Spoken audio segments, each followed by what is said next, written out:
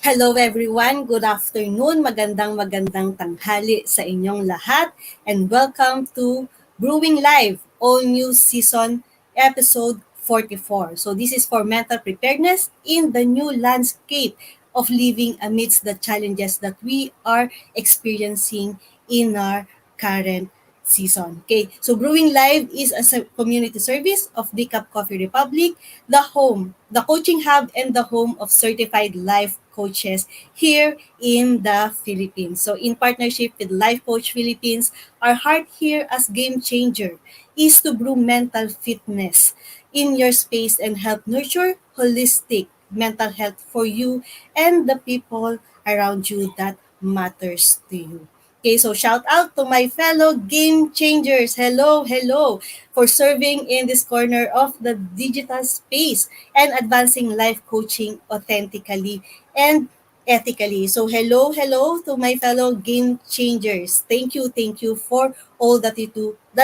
Thank you for serving. Okay, so giving is a lifestyle that never goes out of style. So I encourage you to expand your heart today by supporting the works that we do by blessing Decaf Coffee Republic with your food and beverage orders. Okay, so we have delicious meals. So we have at Decaf delicious vegan meals and fresh guyabano juice for easy switch to a healthy eating lifestyle. And we also have the classic sausage platter, waffles, and cakes for your favorite and classic comfort food. So ayan. So merong vegan meals, meron kaming vegan meals and we are also have your favorite comfort food. So please check out the Facebook group page of Decaf Coffee Republic for the sumptuous meals and refreshing drinks. And you may also connect with Coach Rezzhel at 0917-586-1661 for your orders. Okay, so Decaf Coffee Republic is open from 10 a.m. to 7 p.m. for your orders for pick-up and delivery only. So ngayon nawala po yung dine-in service ng Decaf Coffee Republic because of the ECQ protocols. Okay? So Decaf Coffee Republic also have this 7-day devotional journal. That you can have, you can avail when you order an accumulated amount of 1,000 pesos orders for food and beverage from Decaf Coffee Republic. So if you are an individual who is struggling with your issues from the past and wants to get healed from that pain, from the hurt that have been caused to you by people in your past, this devotional journal is for you. Okay? So sabi nga ni Dean Ornish, awareness is the first step in healing. Well, hindi naman natin, we don't know what to heal if we are not aware of it or if we are in denial of it. Okay? So, paano mo naman gagamutin like yung alam mong like may ubo ka pero ayaw mo namang i-accept that really you have some illness or you are feeling something, 'di ba? So paano mo siya gagamutin? It might be that mas maging lumala pa yung sakit mo pag pinabayaan lang natin. So this is the start. Okay, this is just a 7-day devotional pero it's really really great for you if you want to start healing from your past wounds. Okay? So you can, as I've said kanina, you can get this free. Okay? You can get the free digital copy of this journal when you order an accumulated food amount of 1,000 pesos from Decaf Coffee Republic for the month of August. So for the month of August lang po yan. So I have already received my copy. I have already availed of this promo from Decaf Coffee Republic. And yes, I've seen it and it's really really helpful for for individuals who want to have that healing. Okay?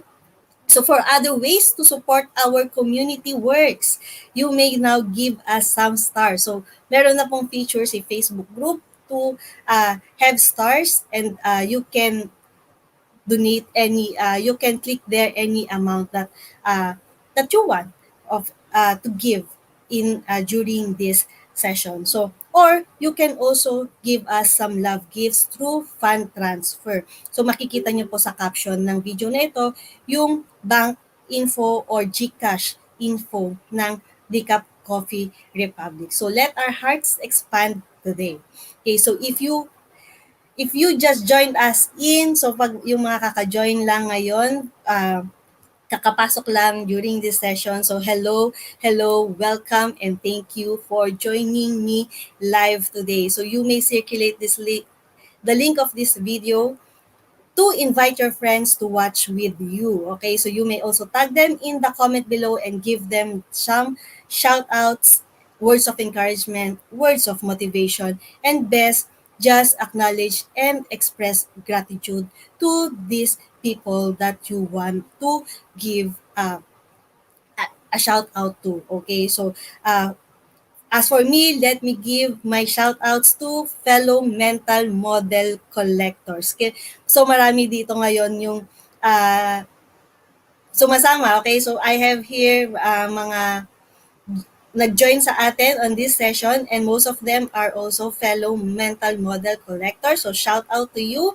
Uh, Shout out to every one of you for being inside B Learning Society by Master Coach A. So before I proceed, let me just greet our viewers. So hello Liz. Yan si Liz is also a mental model collector and a bronze badge holder. So Master Coach Hasmin, thank you for joining me. Coach Mau, Coach Tin, yan, Coach Darbel, congratulations on your graduation last Saturday. So, ayun, Coach Tin. Ayan. So thank you for joining me live today. Okay, so if you are not yet a smart holder of B Learning e-card and you are still missing all the perks that we enjoy as part of the B Learning Society. So today is the best time for you to take action.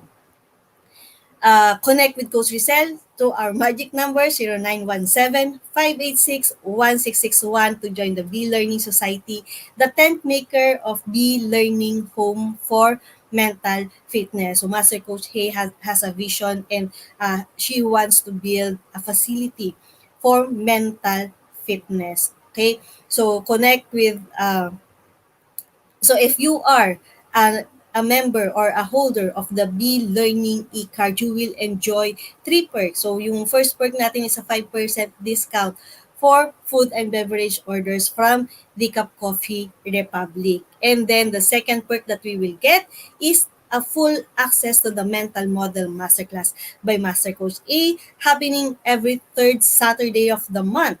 Okay, and our third perk as the learning e-card holder is to have the benefit of 90-minute free coaching session with a senior coach from the Life Coach Philippines. Bakit? Kasi we want you to experience how coaching is, how life coaching works, and also to support you in what you have learned in the masterclass.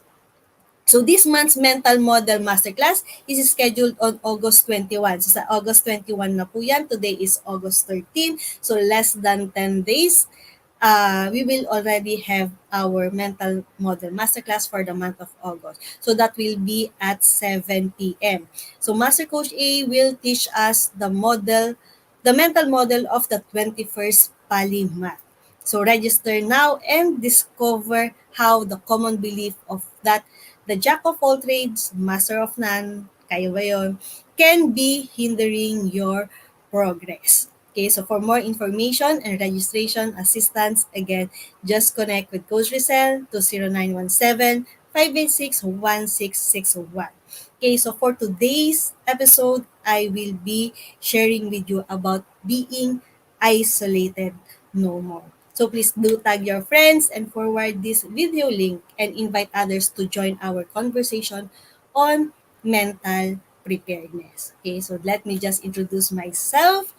I am Coach Bercasio from the Life Coach Philippines. I am a certified co-actively co-create life coach, and also a mental health coach. I am part of the Master Builders Apprenticeship Program, and we build tribes as we make your unstoppable dream come true. I am also a student of the recently concluded, or uh, the one that we have, the Samut Summit virtual event. So that is the culmination of the six step to six figures speaking career program of Master Coach A, and I am a student of that program. I am a proud student of that program, and this is also a result of what I have been through the 20 weeks journey inside the six steps to six figures speaking career program by Master Coach A. So I am the founder and creator of the private Facebook group, Absolutely Worthy Coaching Community, in which I am encouraging you to join. So this is a safe space I created for women like me, women who don't have kids yet, who wants to be mentally and emotionally fit, to shine in their true essence as women as they give birth and nurture lives in various meaningful ways. Okay? So if you are watching this on a replay, comment hashtag replay and do send us message if you wish to connect with any points that resonates with you. So if you have something, if you gain something from this session, that get your pack my bag moment from this session, be intentional in the time that you are spending with us here. So get something. Okay? So pack my bag moments ang tawag namin yan. So hashtag pack my bag moments. Okay, so these are the insights or the wisdom that you get from this session that resonates with you, that touches your heart, or ideas that you think, okay, your friends, your family needs. They need to hear. They need to be reminded of. Okay, so that are the pack my bag moments, and what do we do with this pack by my bag moments that we have. Okay, so let's share it in our timeline, share it in our Facebook groups or in our Facebook page with the hashtag pack my bag moments, so others will be blessed as well with what we are going to learn in this session. So you may find the YouTube link where you can watch the replay of all episodes of Brewing Live in the caption of this video. Please do follow and subscribe to the channel so you will be notified of when when new learning videos become available. So follow and subscribe to this to our YouTube link and to our Facebook page if you are new to this. If kaka-encounter nyo lang dito, this is the first time that you encounter this video. So please do like and subscribe. Okay? So let's proceed with what I am going to share with you today. Isolated no more. Okay. As of May 2021, DOH recorded a 6 point that 6 point that 3.6 million Filipinos are suffering from mental health issues. Okay? So DOH, pero eto pa sabi DOH Disease Prevention and Control Bureau Chief Frances Presilla Cuevas said that this is an understatement. Okay? So this is just a figure re- na underreported, that is underreported because it only tackles a few of the condition. It does not tackle a comprehensive list of mental health issues that we are currently suffering during this pandemic. So 3.6 million is an understatement. So currently, the Philippines has a population of 111 million. So kung titignan natin, the 3.6 million is just 3%. Sabi natin ang liit. Pero that is still 3%. That is still 3.6 million individual suffering mental health issues. Okay, and if you have watched the news last night, okay, meron news din last night about on the record of calls na natanggap ng ating National Center for Mental Health. Okay? So, 9,646 calls they have received from January to July of this year. Na-receive nila yon about people calling related to mental health issues. Okay? So, and 60% of that 9,646 calls na na-receive nila is coming from individuals ages 18 to 30. And most of the calls social are about anxieties. Okay? And especially with the social uh, anxieties that everyone or most of us is experiencing today. Okay? So, sabi din dito, um, in May, okay, in May 2019, so last 2 years ago, the average callers in the first 6 months hit as many as 400. So for average ngan is 400, di ba?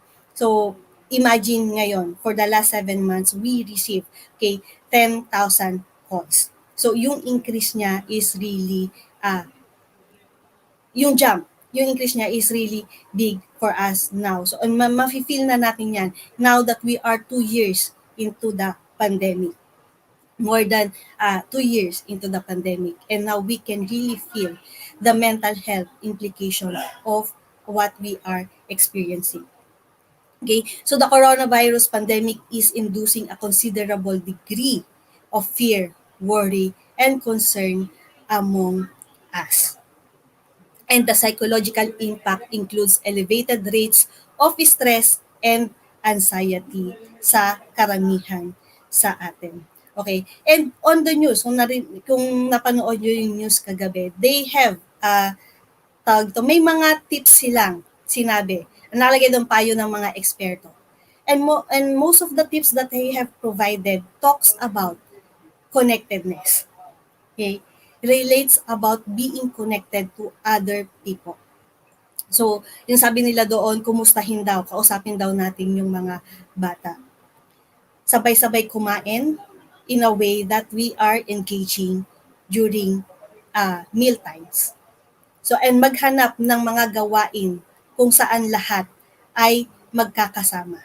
So, yes, it speaks of connection, of being with other people, of creating that sense of belonging with, in a group, that you are important, that you are valued by other people. And that's why I want to this is my topic for today, because isolation really have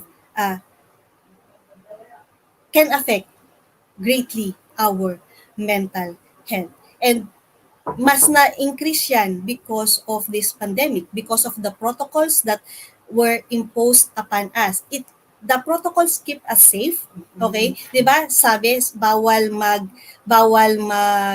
sama-sama. Okay? So, uh, may mga social distancing protocols na inimpose ang government. Okay? So, hindi pwedeng, hindi pwede yung gathering. Walang school. Walang, sa office, hindi tayo nakakapunta sa office. Okay, sorry. Can you just excuse me for a minute?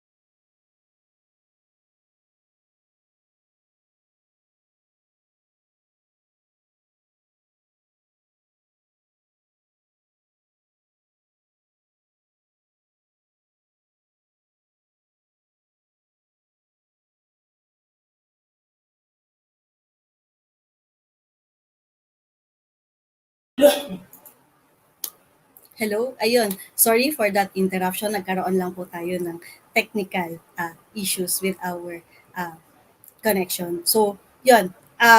Where was I earlier? Okay, so it's about the restrictions that are imposed to us during this pandemic. Okay, so yung mga social distancing and bawal yung mga gathering natin. So, really, our social interaction decrease. Okay, ang laki. So, that because before, creating connections is easy. So, pumunta ka sa school, yung mga bata, di ba, pag pumunta sa school, so during recess, during break times, ang dali nila makipag-interact with other people. Okay? Sa office, tayo, pag nagtrabaho tayo, ang dali din natin maka-interact with other people, ang dali din natin makakilala ng ibang tao because the situation creates that atmosphere. Okay? So, sa office, 'di ba, pag may mga pumasok na bago, mga bagong employee, so may makikilala na agad tayong bago or kung tayo yung nag-apply, 'di ba, may makikilala na tayo agad bago. And during meal times, during pag may mga 'di ba, mga dumadaan sa likod natin, tapos tatapik na lang bigla sa atin. So even if yung mga simple gestures na yon, it creates in us that feeling of, uy, may kasama akong ibang tao. Other people are recognizing me. Okay, napapansin ako ng ibang tao. But with this pandemic that we are experiencing right now, nasa bahay lang tayo. Okay, so doon sa mga may kasamang pamilya, that's great as well, kasi kasama yung pamilya. Pero meron sa atin, yung mga talagang mag-isa lang sa kondo, mag-isa lang sa bahay, or dalawa lang sila sa bahay, pero yung isa, minsan kailangan lumabas for work. Okay? But even in the family, even if we are all in one physical location, sometimes may kanya-kanya rin tayong ginagawa. Diba? May kanya-kanya rin tayong mga work from home.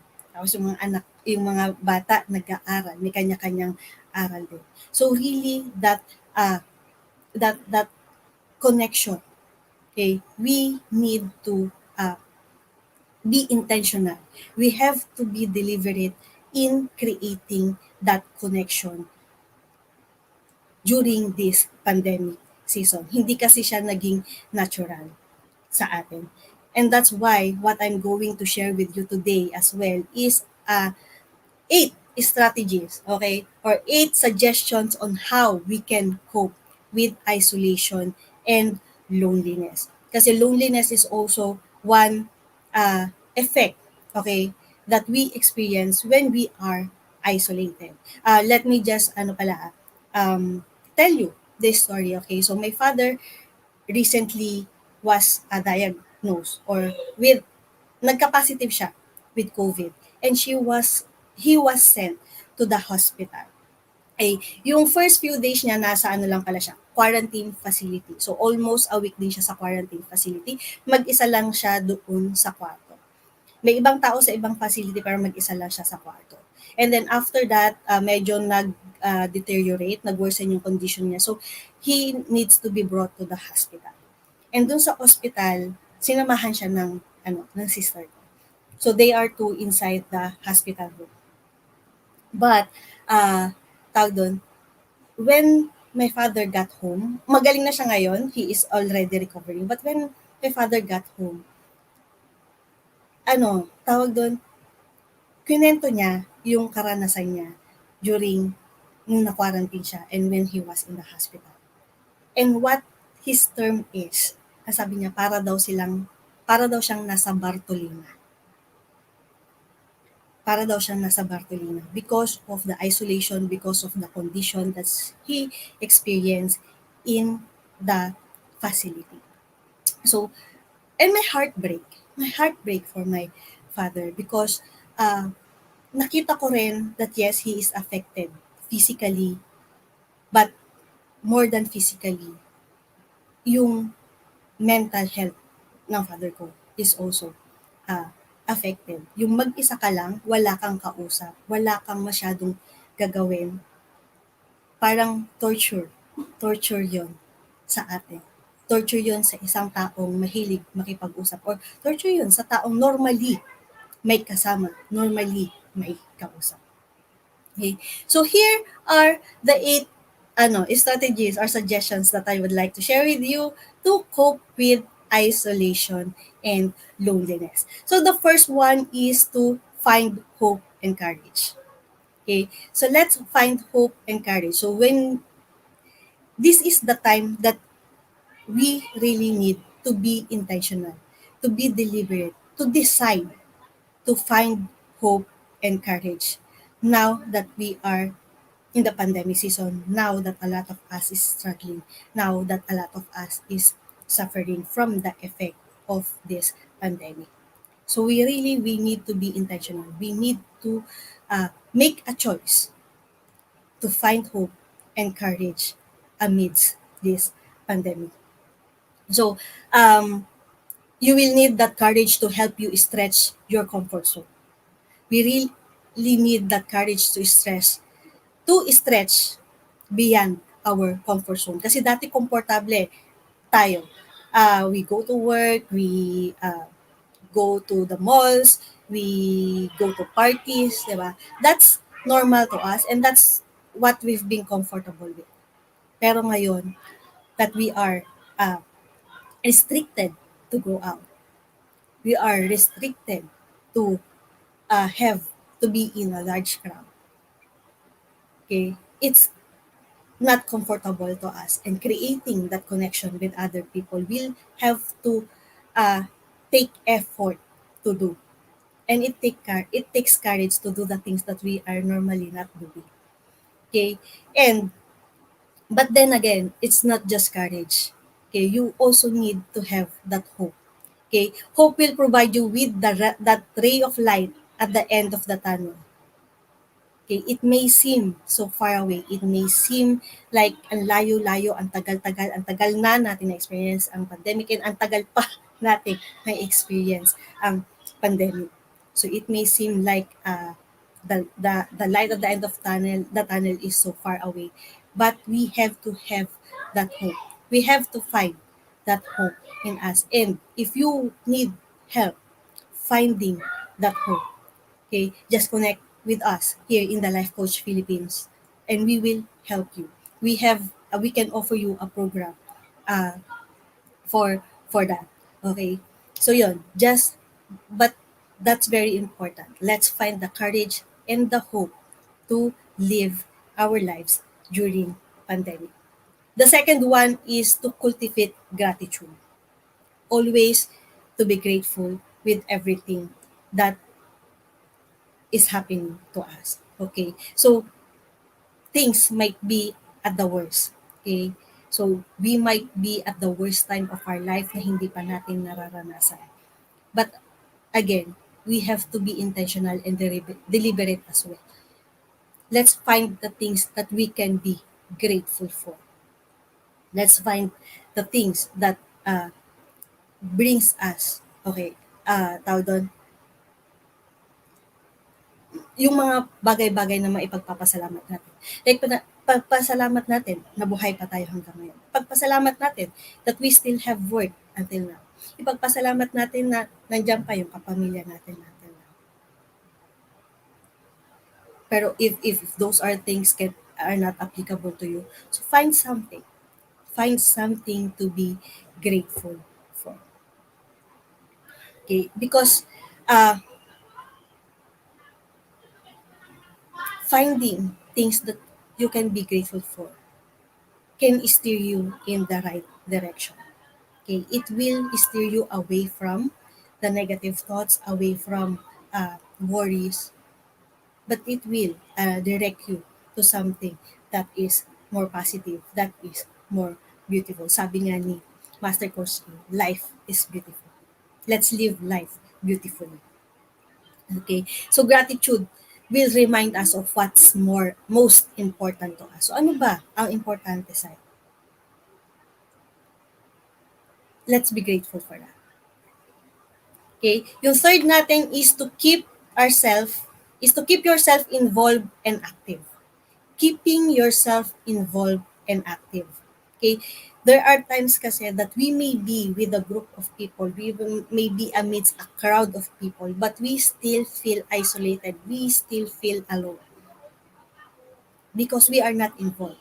We are not actively uh, doing something that can affect other people or that can make impact to other people.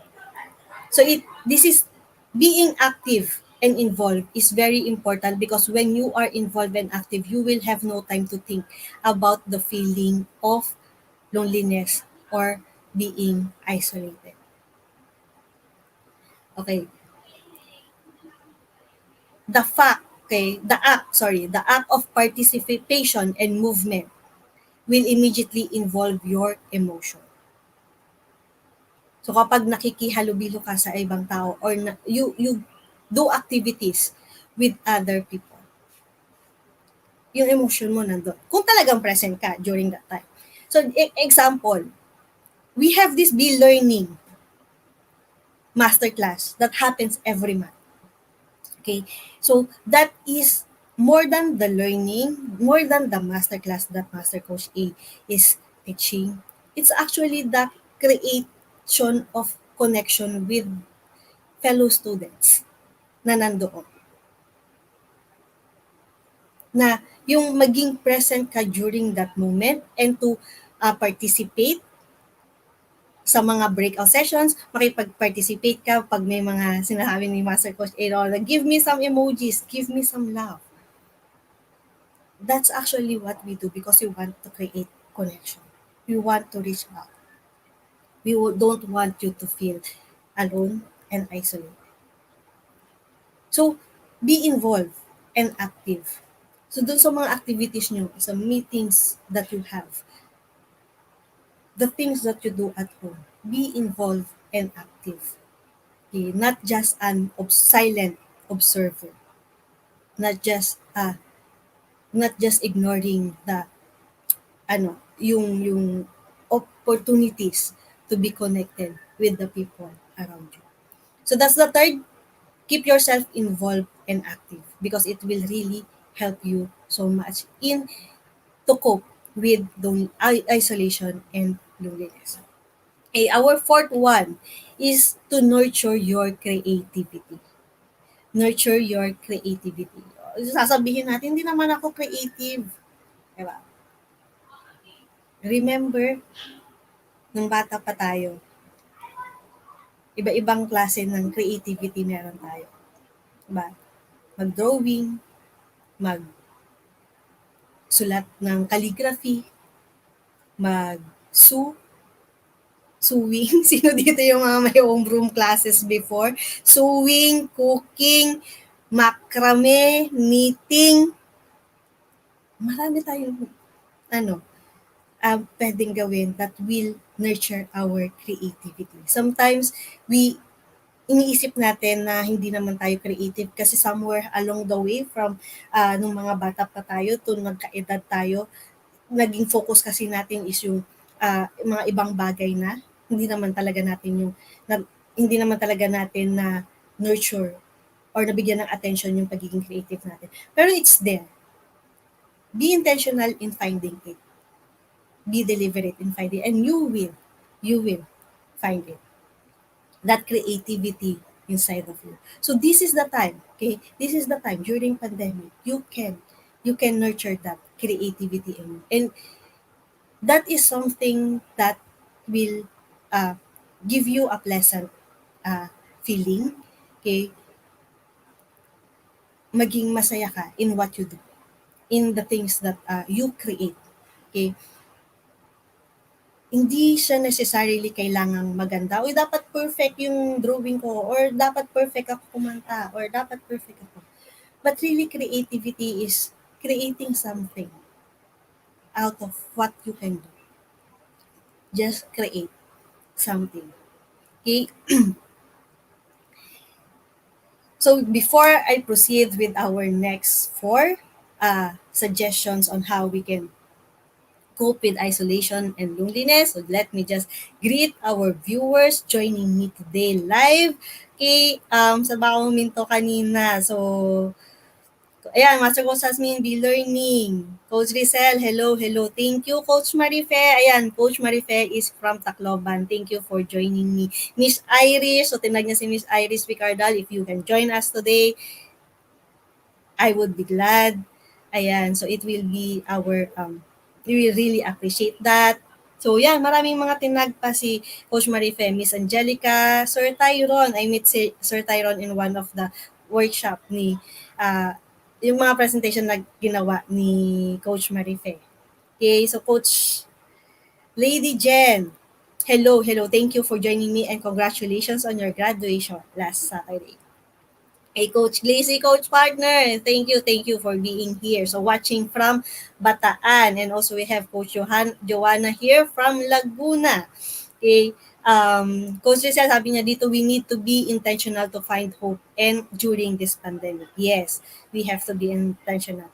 So, Coach Nor says, yes, nurture your creativity.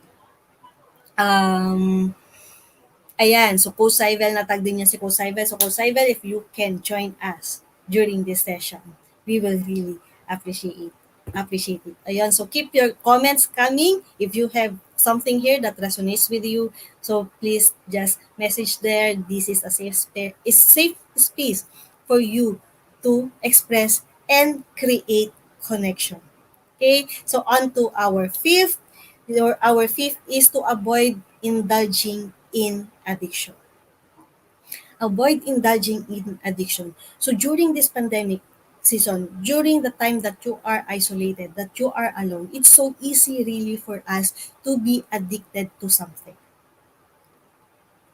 Because naghahanap tayo ng something to do. We are really people that are, pag sinabi natin we are busy, ay sa totoo lang, we are really busy. Because we are people na hindi mapapakali pag wala tayong ginagawa. And sometimes, pag naghahanap tayo ng kailangan natin gawin, there are things that that we might easily just grab onto and get addicted to. Especially in this long haul of being isolated and being alone. It's so easy for us. Okay? Ayun. And addiction is not just about alcohol. Hindi lang yan about the beers or the wines. It's not just also about substance, drugs. It can also be activities that we do. So it can range to watching television. Yung mga marathon na sinasabi natin. Okay. Yung paglalaro natin ng games. Yung pagbabrowse natin sa Facebook. Yung tipo hindi natin namamalayan. Sabi natin, mag-browse lang ako ng Facebook, mga 15 minutes, 20 minutes. Pero pagtingin natin, 2 hours na pala yung nai-spend natin.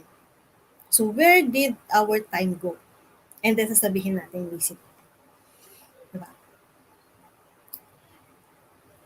Yung paglalaro natin, playing games. Ano rin kasi yan lalo na sa mga kabataan, it can easily be it can easily create addiction. Okay? We can discuss that in another session, pero yun, may tawag din dun sa addiction na yun. And it's because they want to find something that they can do.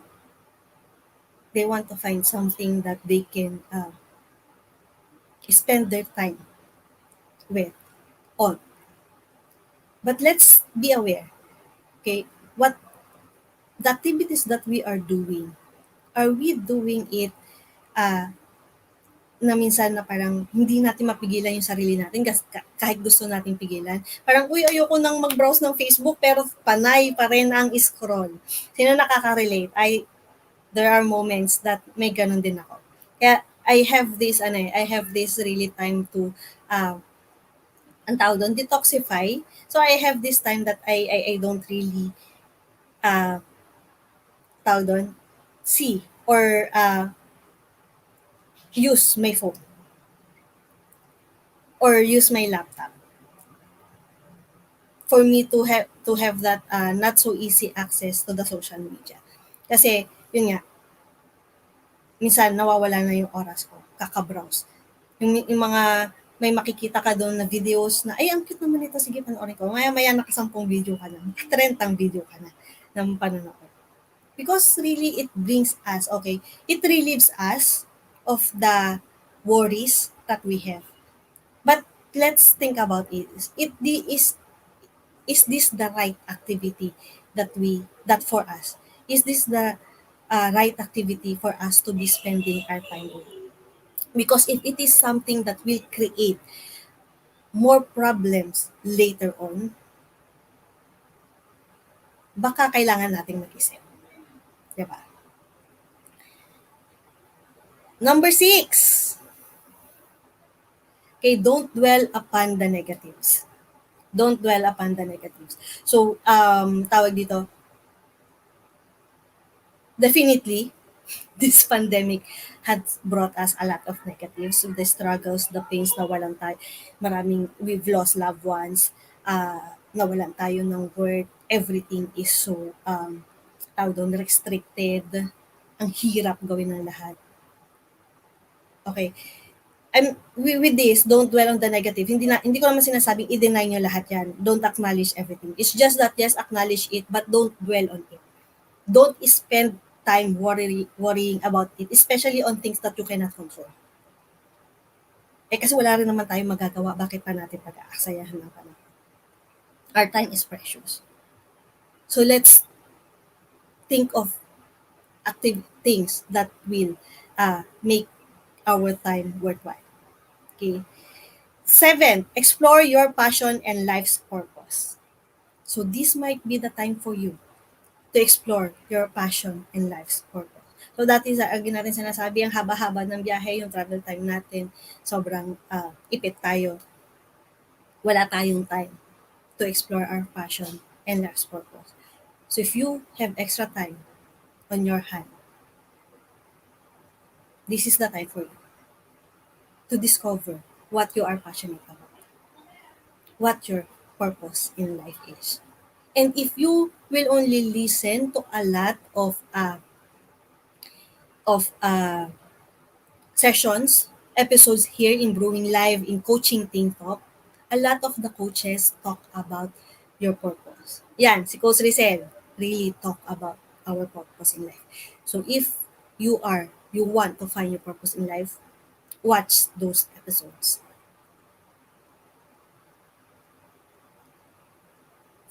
8 is to this is 8 and this is the last suggestion for me to give you to cope with isolation and loneliness. And it is to rekindle old friendship.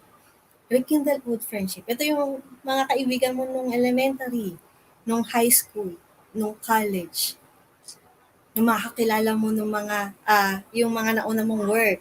Diba? Kung nakalimang work ka na, nasa 5 work ka na ngayon. Ako pang ilang work ko na ba to? I think this is my third. Okay. Kumusta na kaya sila? Kumusta na kaya yung mga katrabaho ko before? Yung mga classmate ko before? Kasi baka sila nangangailangan din ng connection. Baka sila naghihintay lang din ng mga taong mag-connect sa kanila. Diba? So let us be that instrument of creating connection with other people. Okay? So we really have this responsibility to take care of ourselves and to take care of other people by creating connection, by not isolating, okay, by not hiding ourselves, but instead, let's build relationship, let's build connection. So this is also biblical, and I have this. I would like to share with you some passages from the Bible. This is from BibleReason.com that speaks on isolation. Sabi nila dito, isolation shows selfishness and it will hinder you in your spiritual growth. And I would say it's not just your spiritual growth, but your holistic growth. if we isolate ourselves. And it shows selfishness. Whereas if we intentionally connect with others, if we intentionally let ourselves get involved,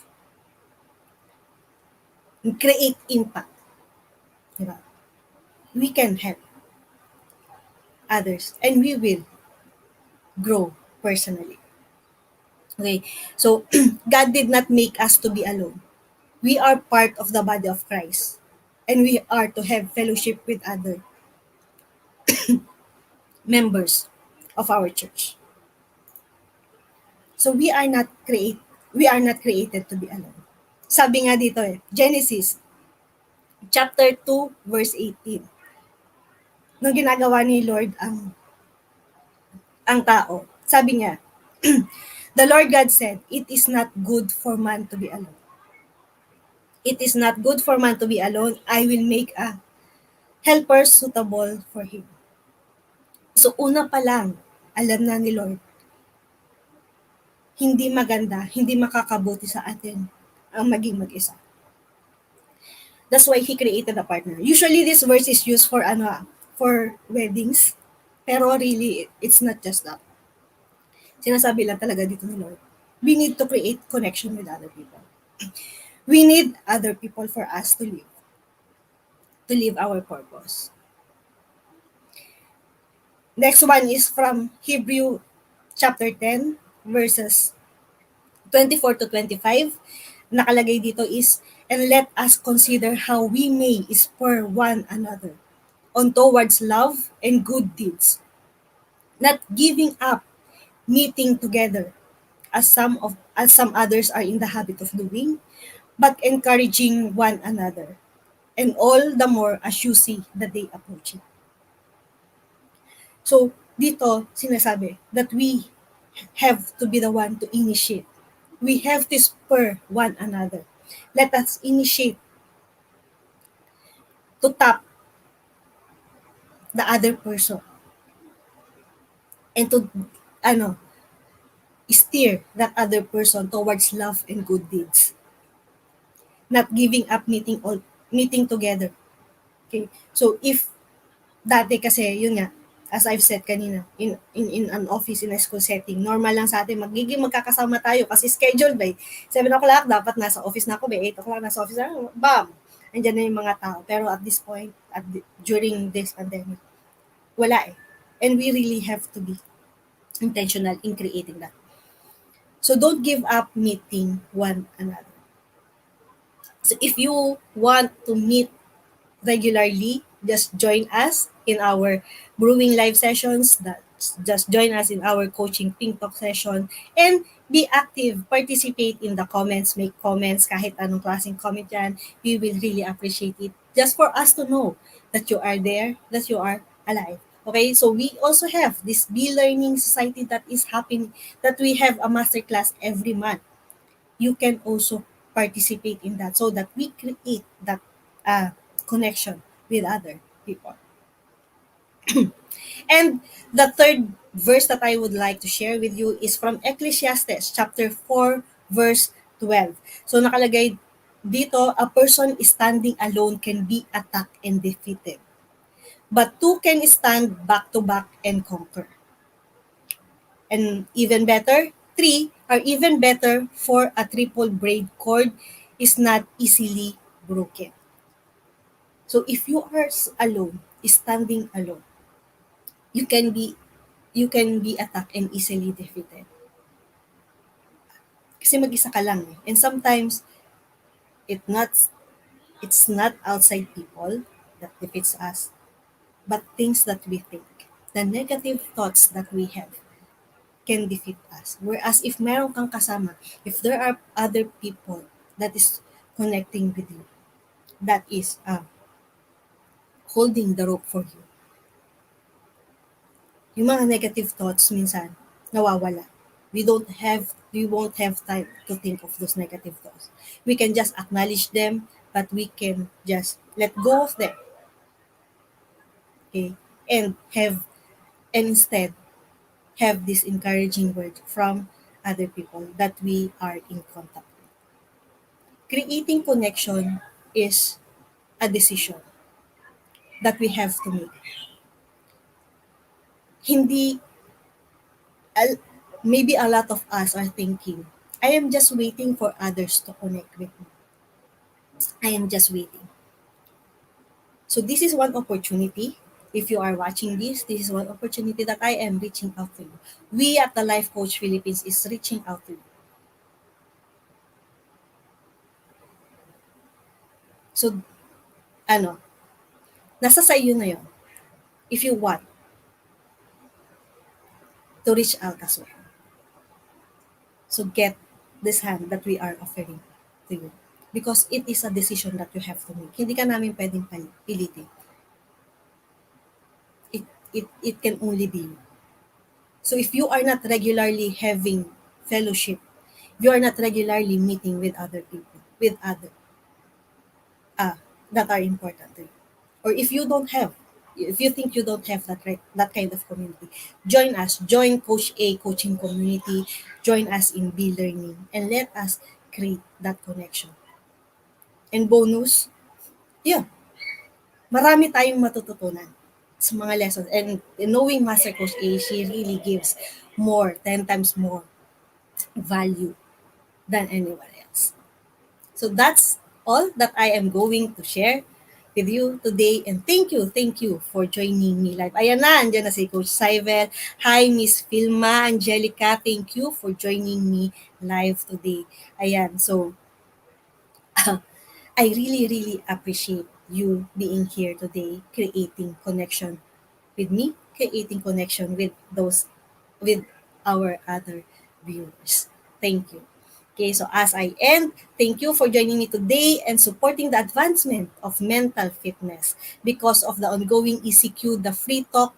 Okay, the free talk on mental preparedness every Saturday. So, on the past weeks, we have a mental health talk every Saturday, mental preparedness talk every Saturday conducted by Coach Candy. Pero because of the ECQ, this will be temporary put on hold, but you can still connect with us with any of your coaching needs. 24/7. Our line is open 24/7. DCAP may be open from 10 a.m. to 7 p.m. only, but we are really open 24/7 for your coaching need, and we will support you in the best way possible. So just connect with Coach Rezzhel at 0917-586-1661. And if you are interested to become a professional service provider, either as a life coach or a mental health coach, like us, connect with Coach Rezzhel as well through that same number, 0917-586-1661, to know more about the Co-Actively Co-Create Life certification program by Master Coach A. And we are also now accepting applicants for mental health certification and internship program with limited slots. So make sure that you make a reservation with Coach Rezzhel at 0917-586-1661. Okay, so join us back again tomorrow, same time, same channel, same Facebook page. Okay, so same digital space for episode 45. So episode 45 is Ergonomics 101, the roles of psychological factors in workplace safety by Coach Lynn Garcia. Okay, so do join us tomorrow. So Decaf Coffee Republic is located inside Pioneer Center compound, or widely known as PC. We are just across the Bayanihan Center in Pioneer Road corner, Brixton, and United Streets in Capitorio, Pasig City. So if you have time, go there to pick up your orders or have your orders be delivered. So this is Coach C, mentally fit to serve in behalf of the Life Coach Philippines. This is us in the Philippines. Love bang boom, love bang boom, love bang boom. See you tomorrow. Bye and God bless your